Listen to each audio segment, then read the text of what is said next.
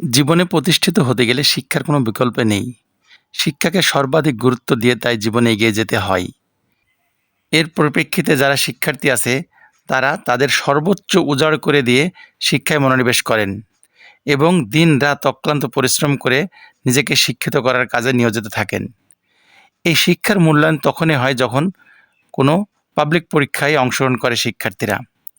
Public পরীক্ষায় অংশগ্রহণের মাধ্যমে শিক্ষার্থী তার নিজের যোগ্যতা, নিজের দক্ষতা এই সবগুলো মেলে ধরতে পারে। কিন্তু সেই শিক্ষা ব্যবস্থা যখন কলুষিত হয়, সেই শিক্ষা ব্যবস্থা যখন দুর্নীতি আঁকড়ে ধরে, তখন শিক্ষার্থীরা হতাশ না হয়ে পারেন না।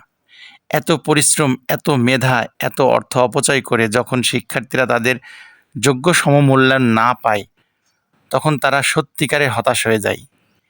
এইবার ২০২৫ সালের এসএসসি ও সমমানের পরীক্ষায় নানান অনিয়ম অভিযোগ উঠেছে। পরীক্ষার কেন্দ্রে অবাধে চলেছে নকল।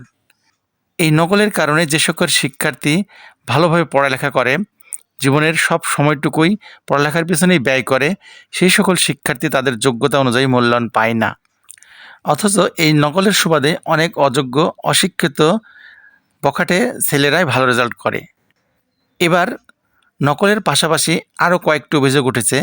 তার মধ্যে একটি হচ্ছে প্রশ্নপত্রে ভুল। এই ভুলটা বেশিরভাগ পরিলক্ষিত হয় এমসিকিউতে।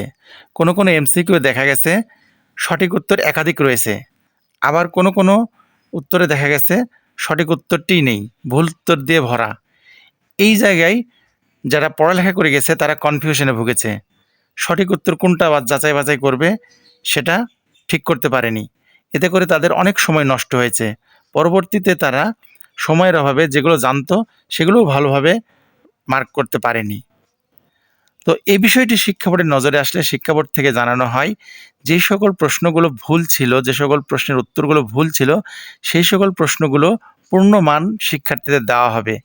যারা ভুল উত্তর দিয়েছে তারাও সে পূর্ণমান পাবে, আবার যারা উত্তর দিতে পারে নাই সে সকল শিক্ষার্থীদেরও সেই ভুল উত্তরগুলো পূর্ণমান দেওয়া হবে শিক্ষার্থীদের।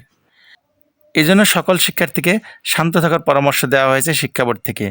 তো প্রিয় শিক্ষার্থী বন্ধুরা, তোমাদের যাদের এই ভুল উত্তরগুলো নিয়ে চিন্তা করছিলে, তোমাদের আর কোনো চিন্তা নেই, তোমরা সেখান থেকে পূর্ণ মার্ক পাবে।